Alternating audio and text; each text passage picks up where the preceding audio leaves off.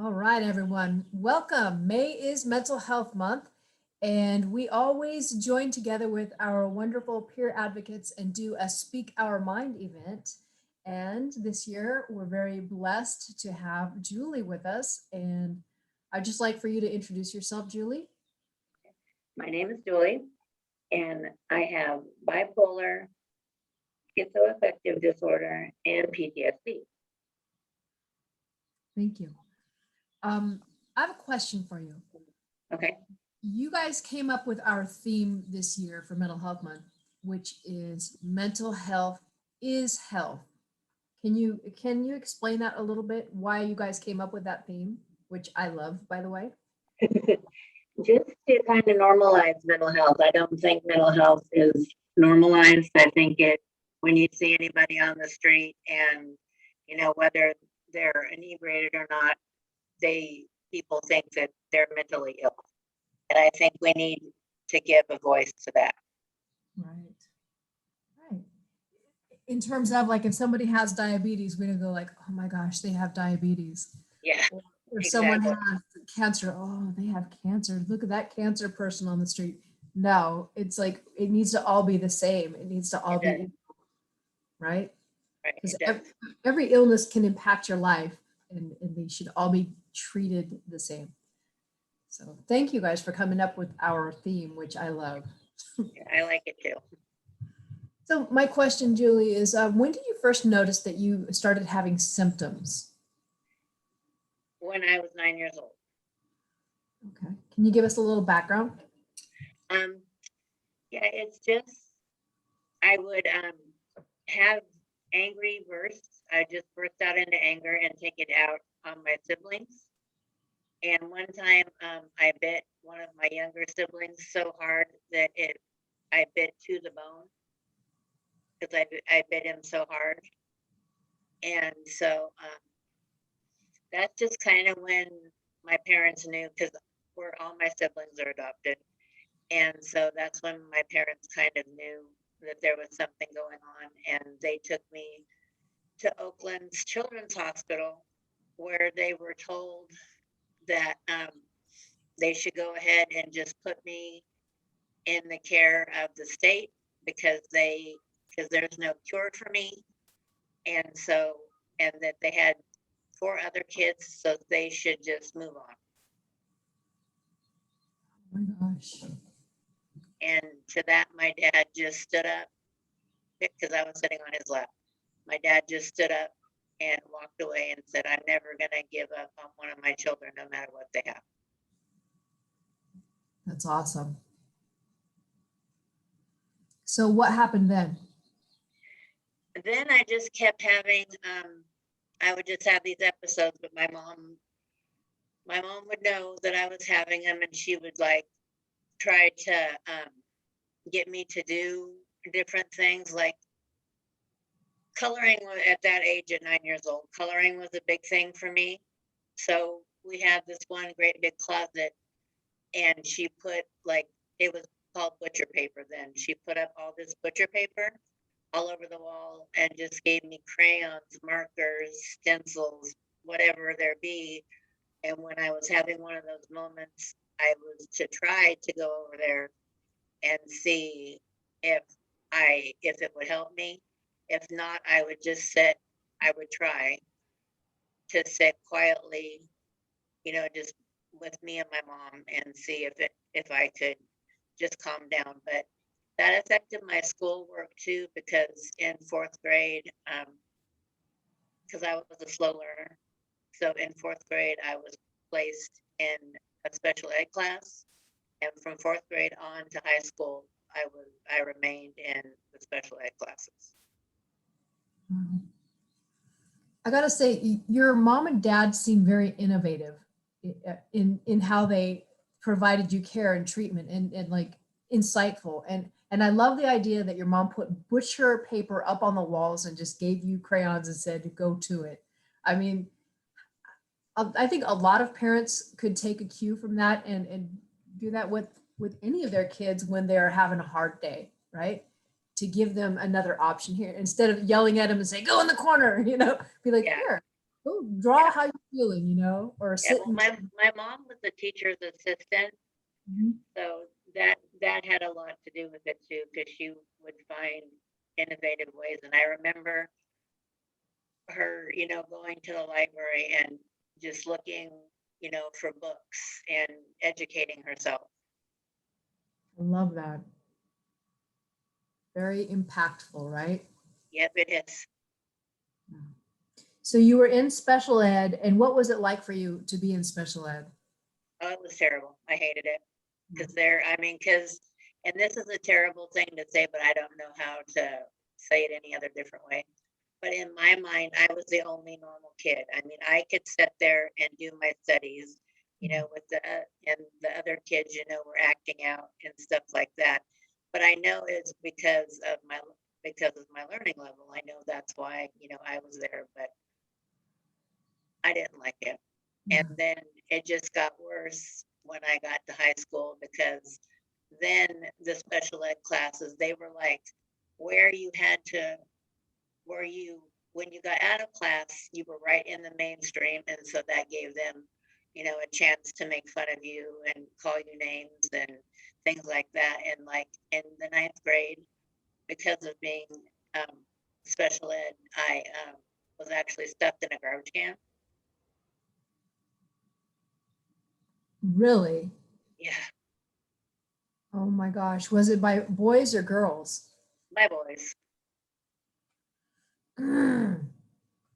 And then my brother got suspended from school because they came up on it after I was already in the trash can and the boys were walking away, and my brother beat up both the boys, so he got suspended. Well, good for your brother.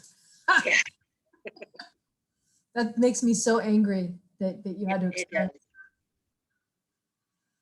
And what amazes me, Julie, is to know that you had this background and this difficulty, and yet you came out of it smelling like a rose, pretty much. I mean, you are just like one of the most fantastic, creative, intelligent humans that I know. So it's just it floors me because some people would have had the same background and would have went down a different path. Like screw it, I'm just gonna I'm gonna be what they think I am, and I'm gonna just go cause havoc or whatever.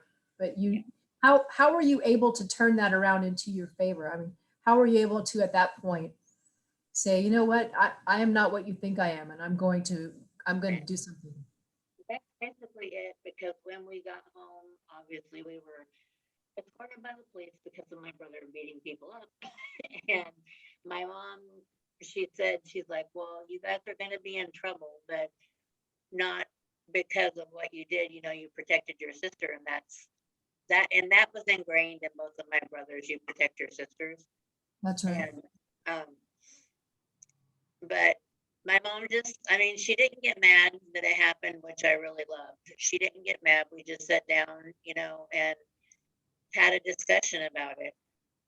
And if it came up the next time, how are we gonna handle it? And we don't want to try to handle it with violence. Right. Yep. Your mom, the voice of reason, Yeah, right?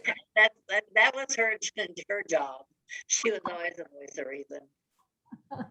I love it. So once you got out of high school, then what happened? Then I got married, and I was in a very abusive relationship, and I stayed in it a little bit too long, but I do have my son because of it. But I stayed in it a little bit too long, and I ended up getting really injured from him. Um, and that was when that happened. It was just kind of, you know what? Because oh my gosh, because I would tell I would have bruises on me, and I would tell my parents the most fantastic stories about how those bruises were there. I think like one time I had a bruise on my face, and I told them, "Oh, the lawnmower kicked up a rock at me." Wow. And so, but no, the final straw was when he beat me up so bad I could barely move. Oh my gosh. And so that that was the straw. That was the thing that finally was like, nope, no more. Not gonna do it anymore. Oh my goodness. I'm so glad that you got out. Yeah. So then what? What happened after you got out of that? Well, after I got out of that, I got, well, I wouldn't even call it a relationship. I had a one night stand with somebody, and my daughter came out of that. So I mean, I'm not thankful about the one night stand, obviously, but I'm thankful for my daughter, Yes. Yes. thankful for both my children. So at what point did you start getting treatment? I didn't get treatment till 2005 because it had been a year after my father had passed away, and him and I were just as sick as thieves. Yeah. And I was having really bad um, suicide issues. And I even one time tried to jump off a roof, Oh my goodness. but it did not work in my favor because the wind caught me and threw me on a cardboard pile of cardboard that we had. Ah, that's a And faith thing right there, man. That's beautiful. and then I ended up, my husband and my mother-in-law called 911, and I didn't move because the 911 operator told my husband to not let me get up in case something was broken, obviously. Right. And then, so then they came and got me, and we went in the ambulance to the hospital because I was living in Fresno at the time. And the doctor came over and very adamantly told Ray, you need to lock up your wife. You do realize that she just tried to commit suicide. And so he's like, I can't do it. He's like, I can't have her hate me. I can't, not be able to see her. And so he called my mom and said, I need you to lock up your daughter. And my mom, of course, was no problem. What do I sign? How do I get her locked up? Mm. Wow. So what was it like in the facility for you? It was it was really good. I think it was early on when they were getting the mental mental illness like hospitals and things like that. It was early on, I believe, because it was great. I mean, it was like, and not to downplay, the therapy issue of it, but it really was like a day camp because we had meetings we had to go to, then we had crafts, then we had snacks, and it was just like it wasn't something where you didn't want to be. Nice. So were they able to get you on some medication that was helpful? They didn't do when I was there, they just did one medication, and that was just for anxiety because Mhm. they figured that my problem was anxiety, so they just gave me the medication for anxiety. Okay. And after you got out, what happened? Shortly after that, we moved back to Red Bluff. And did you start getting treatment in Red Bluff? Yeah, because I had another episode with my bipolar, and my um, mom actually ended up calling the police, and they came and got me, and then I headed down the road to getting better. And then Mhm. I got on because I had a really great therapist. I wish I could remember what his name is, but I don't. But and he had me because of my dad, because my dad's death hit me so hard that he had me do different things. Like he had, like, I had a part of one of my dad's flannel shirts, and he's like, cut a little square off of your dad's flannel shirt and put it in his pocket and put it in your pocket. And then because my dad liked the Vikings and all that, he had me do like a little burial. Well, not a burial, but like the pyres where you do the Mhm. pyres and you have the fire and everything like that. I had one of my dad's socks, and he had me burn my dad's sock. Okay. I like that. Yeah, Yeah. and it was very cathartic. That's a beautiful picture of how you recovered from some of the loss that you've experienced. Yeah. So at what point did you start working for North Valley Catholic Social Services? I started working for them about 3 years ago Okay, because somebody named Avery persuaded me to put in an application, and and it went from there. excellent. And can you tell us what you do there? Yes, right now, we have a warm line, and we answer the phones. And we Oh, talk to different people from around the country.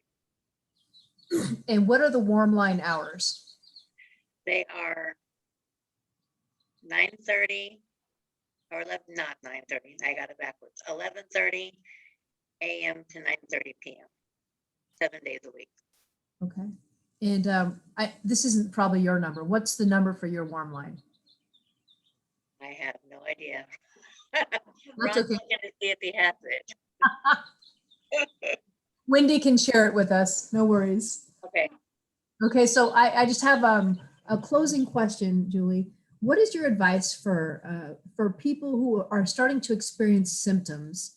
And it could be that they're really young people, or you know, you can develop mental illness at any age. So what's your best advice for people? my best advice for people is don't be scared, get help. I love I it. mean, it's a scary situation, obviously, because like I know, with my situation that I felt like something was going wrong, but as soon as I got help, and just don't be afraid.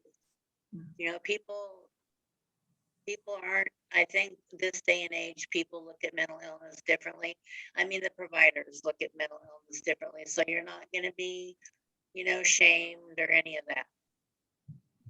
That is very powerful, and I really appreciate you because people need to hear that support. They need to understand that, you know, we are in kinder, gentler times, and it is more acceptable to get help, and you should absolutely get help if you need help, right? Right. Okay, thank you so much. I really always love hearing from you, and thank you, Julie. Thank you, Avery.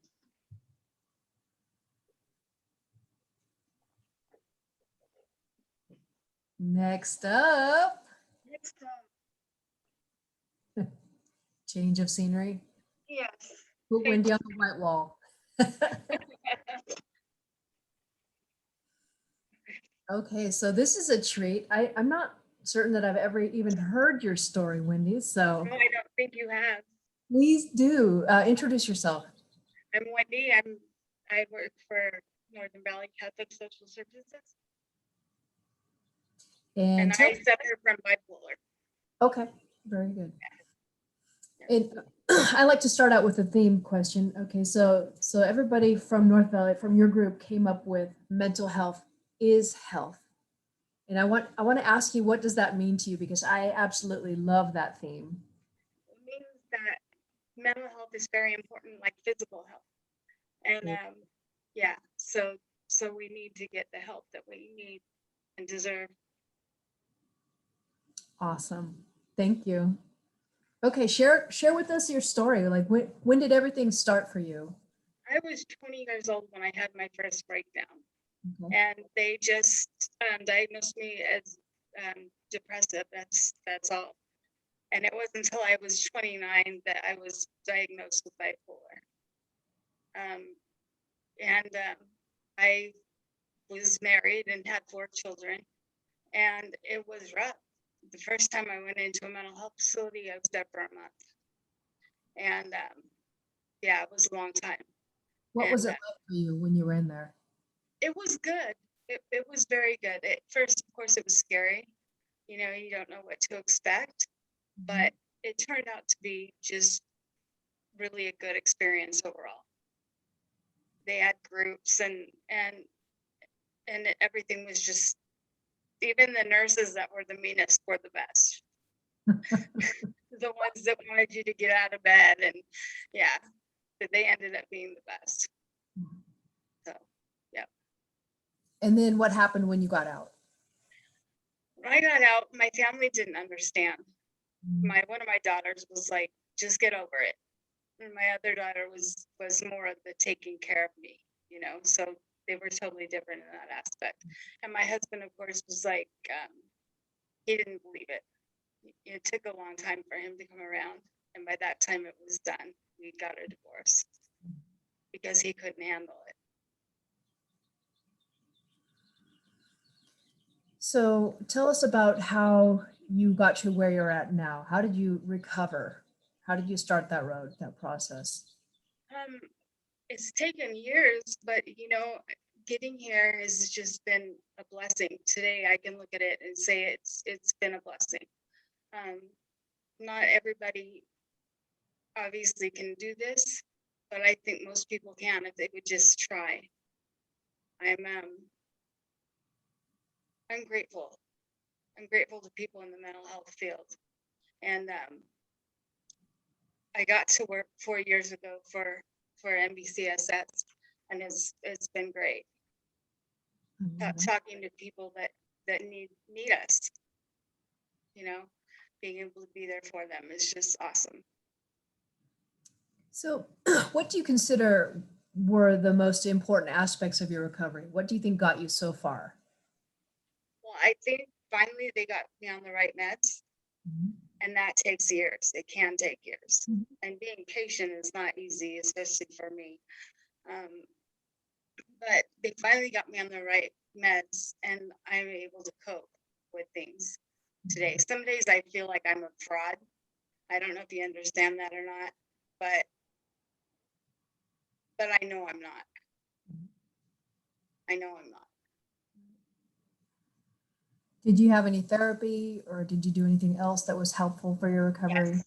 Yes, I do. I go to therapy, and I have a psychiatrist, and I follow what they want me to do because I know it works. It does work. Yeah, it does. And tell me about your support system. Well, I have very good friends, and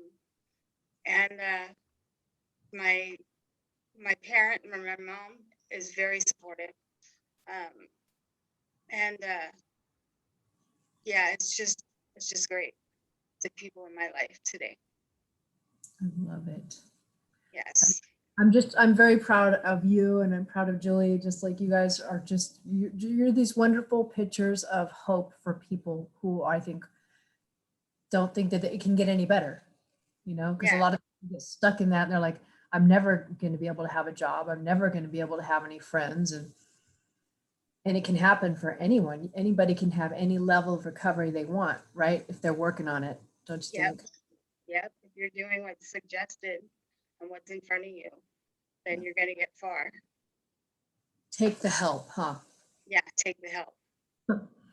Yeah. So what kinds of coping tools do you use, Wendy, that are really helpful for you? I use positive thinking. I use thought changing and deep breathing. The thought changing is very important for me because I get myself in a bubble where I can't get out of it. And I have to stop and think that this isn't real or this isn't happening, and you know, calm myself down. And I can do that today, whereas before I couldn't do it.